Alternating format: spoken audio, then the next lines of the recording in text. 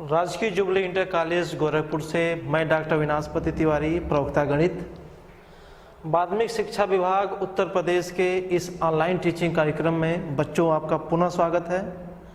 आज हम लोग कक्षा 11 विषय गणित अध्याय 10 सरल रेखाएं अर्थात स्ट्रेट लाइंस के चौथे भाग का अध्ययन करने जा रहे हैं। आगे बढ़ने से पहले बच्चों हम लोग पिछले भाग में जो कुछ भी पढ़ा था उसको एक बार दोहरा लेते हैं। उसमें एक प्रमुख चीज है तीन बिंदुओं की संरेखता। हमने आपसे चर्चा किया था क्या कि यदि तीन बिंदु एक ही रेखा पे हों तो हम कहते हैं कि तीनों बिंदु आपस में संरेख हैं। देखिए,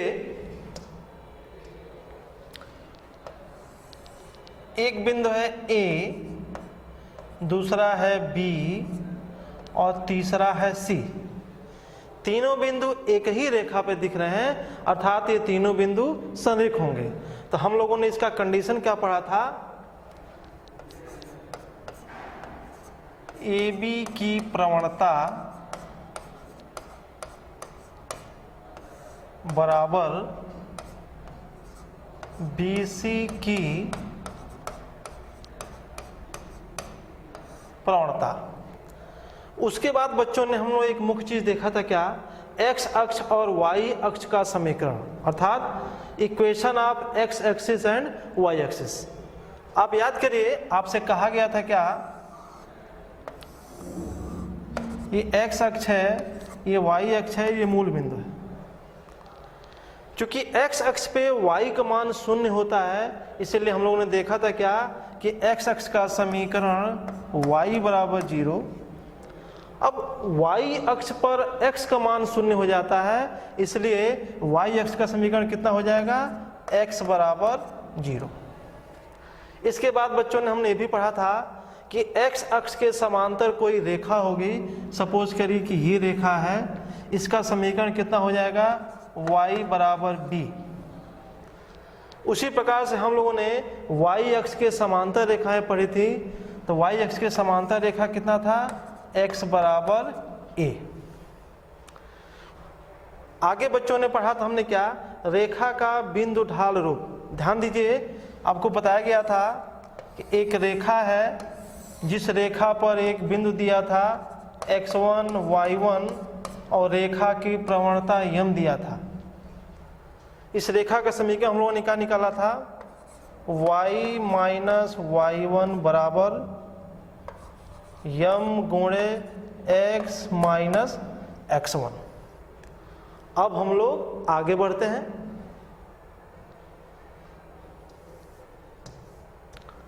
और सबसे पहली चीज बच्चों, रेखा का दो बिंदु रूप 2 point form of A line. देखिए बच्चों, यहां रेखा पर दो बिंदु दिए गए हैं तथा रेखा की प्रवणता नहीं दी गई है।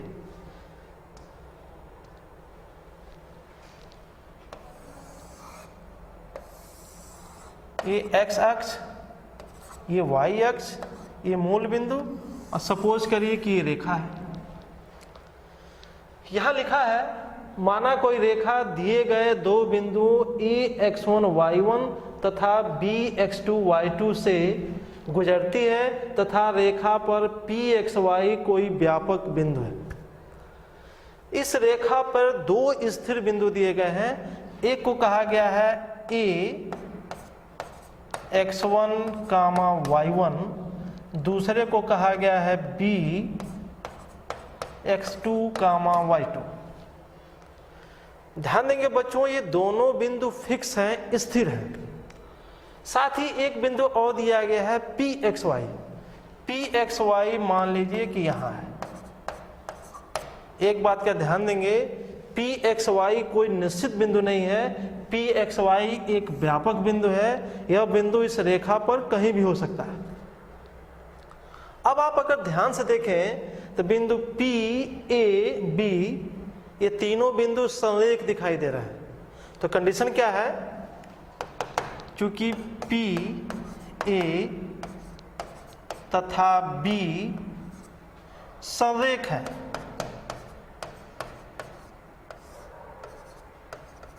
तो क्या कंडीशन होता है,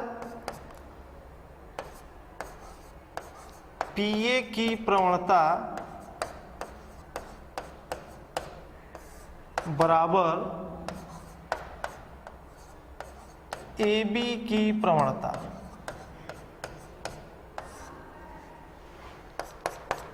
अगर हम पीए की प्रवणता निकालें तो क्या होगा, y2 माइनस y1 अपान x2 माइनस x1 का सूत्र लगा देंगे तो क्या मिलेगा, y1 माइनस y अपान x1 माइनस x बराबर AB की प्रवणता y2 माइनस y1 अपान x2 माइनस x1। अगर माइनस का अंश में गुणा कर दें तो कितना होगा, y माइनस y1 अपान x माइनस x1 बराबर y2 माइनस y1 अपान x2 माइनस x1। अपान में जो x माइनस x1 लिखा गया है उसको हम लोग राइट साइड में ट्रांसफर कर देते हैं तो हमें समीकरण क्या मिलेगा, देखिए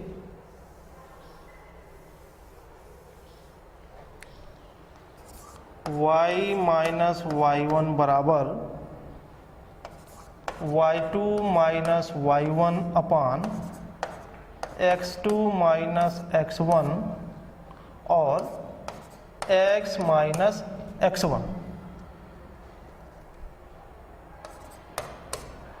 बच्चों यही समीकरण उस रेखा का समीकरण है जिस रेखा पर दो बिंदु दिए गए हैं x1 y1 और x2 y2।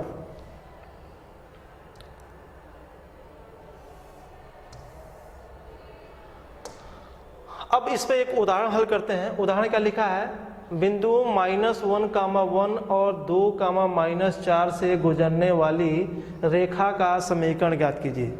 रेखा पर दो बिंदु दिए गए हैं, अब ध्यान से देखते हैं इसको।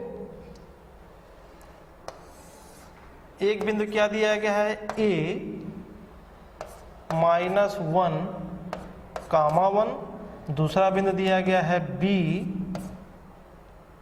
2, -4। अभी हम लोगों ने सूत्र पढ़ा है कि दो बिंदुओं से गुजरने वाली रेखा का समीकरण y माइनस y1 बराबर y2 माइनस y1 अपान x2 minus x1 into x minus x1। उस सूत्र का हम यहाँ सीधे इस्तेमाल करते हैं तो क्या दिखेगा, इसलिए रेखा का समीकरण। ध्यान देंगे बच्चों, यह x1 y1 है और ये x2 और y2 है। y माइनस y1 1 बराबर y2 माइनस y1 तो -4 -1 -4 -1 अपान x2 माइनस x1 तो 2 -1, ये -1 प्लस 1 हो जाएगा तो क्या होगा 2 धन 1 इंटू x माइनस x1, -1 को घटाएंगे +1 हो जाएगा तो कितना होगा x प्लस 1। इसको सिंप्लीफाई करते हैं,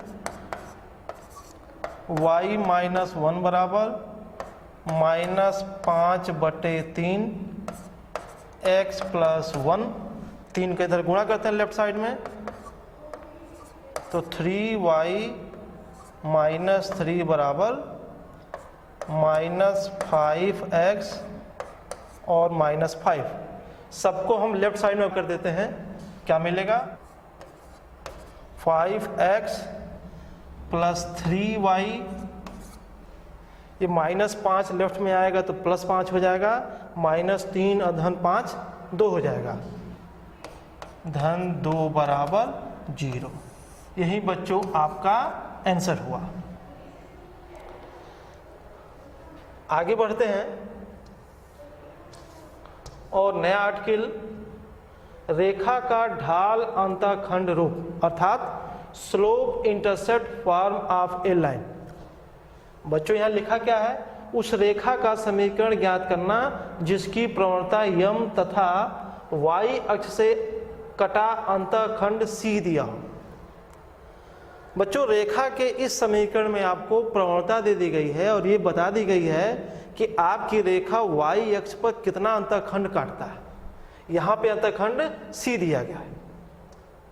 सबसे पहले इसका फिगर बनाते हम लोग हैं।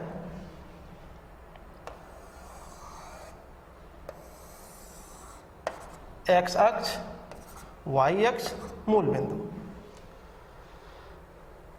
रेखा y अक्ष पर C अंतःखंड काट रही है।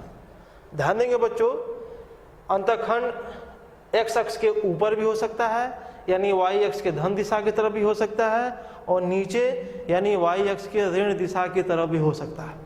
हम अपनी बात समझाने के लिए जो फिगर बना रहे हैं वो y अक्ष के धन दिशा की तरफ बना रहे हैं। देखिए कैसे, ये रेखा है, इस रेखा की प्रवणता दिया गया है यम।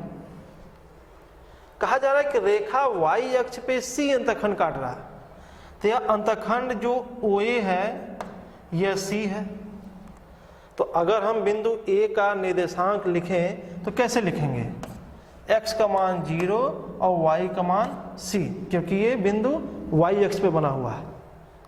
उसके बाद मानते हैं कि इस रेखा पर एक कोई दूसरा बिंदु है P x y, लेकिन यहाँ बच्चों ध्यान यह देना है कि P x y जो बिंदु लिखा गया है वह एक स्थिर बिंदु नहीं है। इस रेखा पर कहीं भी कोई एक बिंदु हो सकता है, अर्थात P x y इस रेखा पर कोई व्यापक बिंदु है।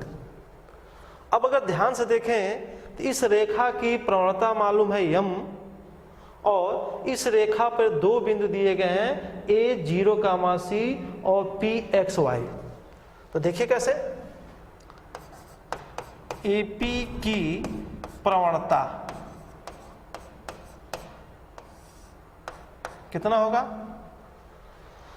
y2 माइनस y1 अपान x2 माइनस x1 का सूत्र लगा लेते हैं।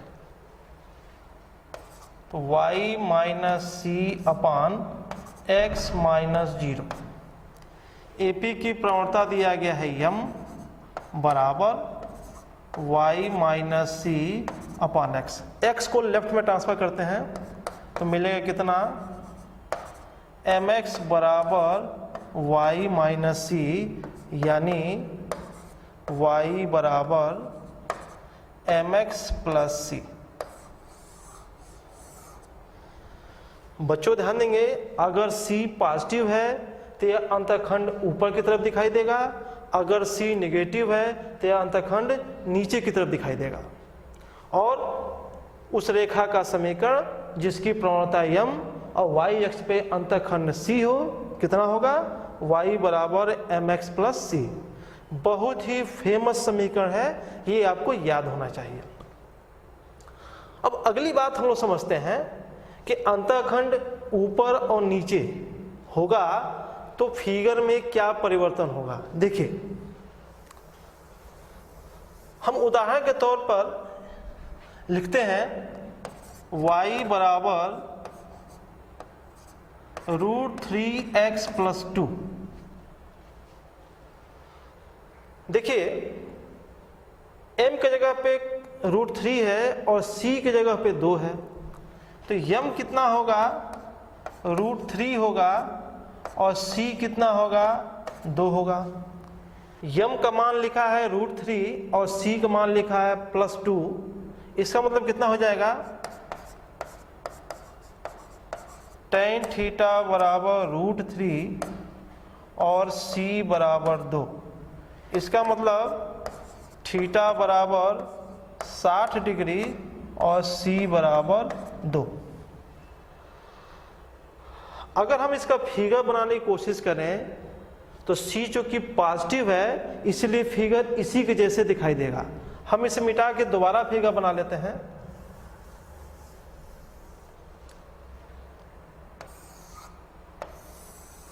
ये x अक्ष, ये y अक्ष, ये मूल बिंदु। क्योंकि C का मान प्लस 2 है इसलिए ऊपर ये कहीं काटेगी। थीटा का मान 60 डिग्री है, 60 डिग्री का कोण बनाएगी, तो लगभग आपका यही फिगर दिखाई देगा। और ये बिंदु कितना होगा 0,2। लेकिन बच्चों अगर हम ये जो +2 लिखा है इसके जगह पे अगर हम -2 कर दें तो क्या परिवर्तन आएगा इसको देखते हैं। देखिए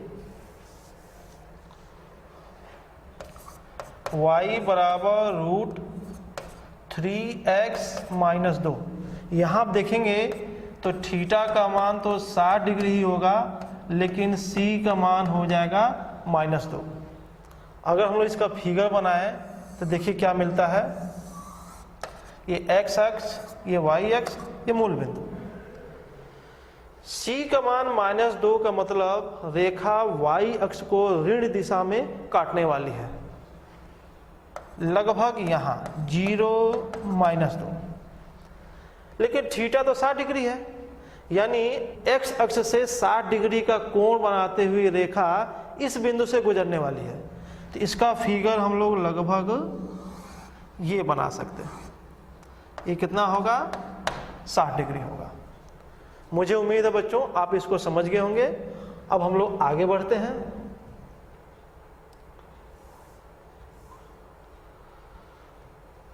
उस रेखा का समीकरण जिसकी प्रवणता यम तथा x अक्ष से कटा अंतःखंड D दिया।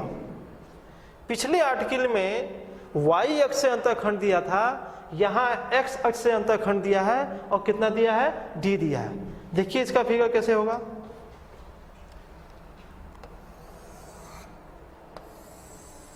ये x अक्ष, y अक्ष, ये मूल बिंदु। रेखा x अक्ष से D अंतःखंड काट रही है। हमने फिगर बना लिया। एक बात का ध्यान देंगे, यह D है। अगर D पॉजिटिव होगा तो रेखा धन x अक्ष की तरफ काटेगी, अगर D निगेटिव होगा तो रेखा ऋण x अक्ष की तरफ काटेगी।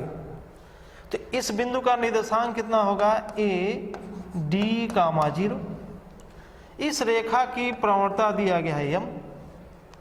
हम मान लेते हैं इस रेखा पर कोई व्यापक बिंदु है P xy। तो देखिए रेखा AP की प्रवणता बराबर कितना y-0/x-d, और प्रवणता कितना दिया है, प्रवणता दिया है यम। सिंपलाई यम बराबर y/x-d। तो y कितना हो जाएगा, y बराबर यम x-d। बच्चों यही उस रेखा का समीकरण है जो रेखा x अक्ष पे D अंतःखंड काटती हो और उस रेखा की प्रवणता यम हो।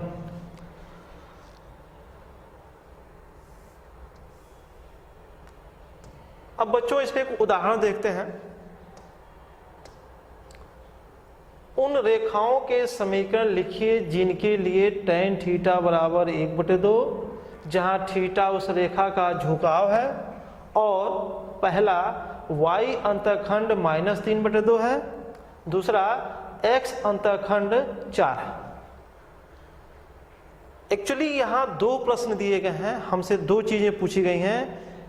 दो रेखाओं का समीकरण निकालना है। एक रेखा y अक्ष पे अंतःखंड काटती है, एक रेखा x अक्ष पे अंतःखंड काटती है।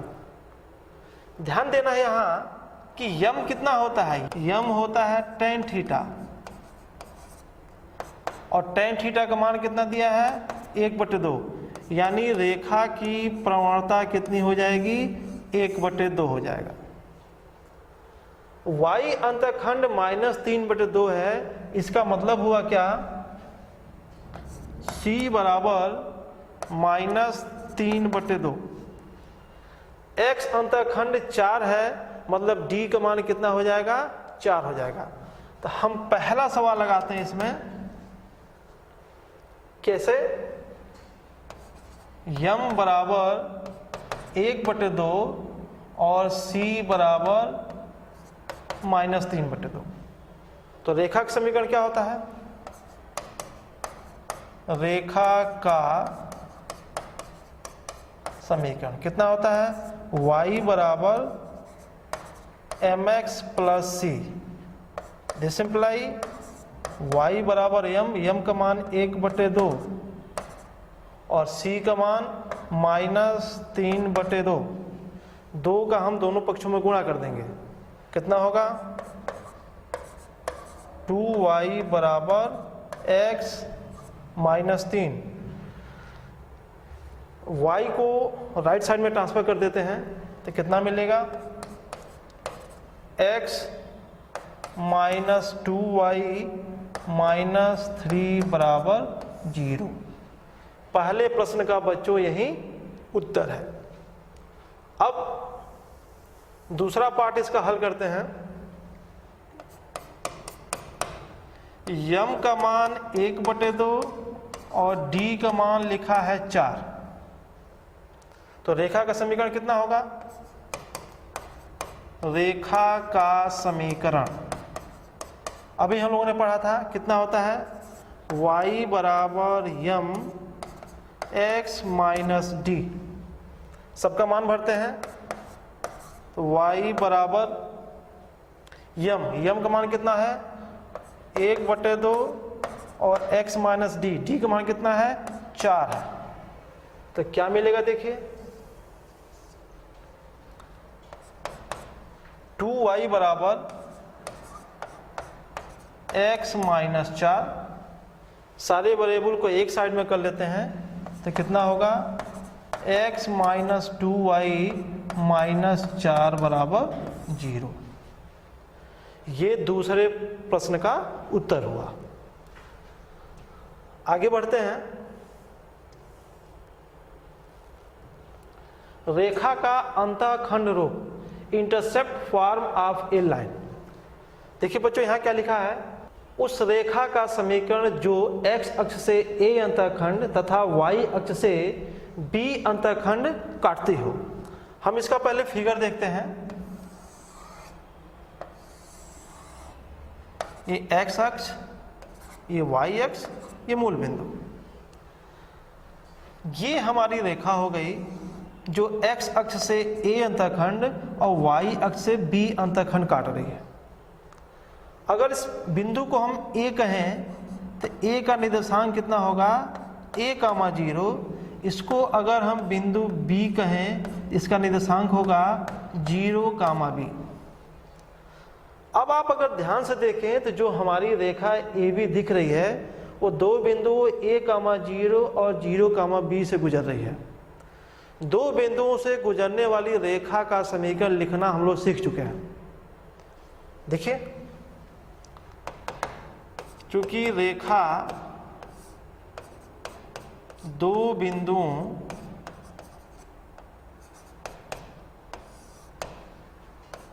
a, 0 तथा b, 0, b से गुजर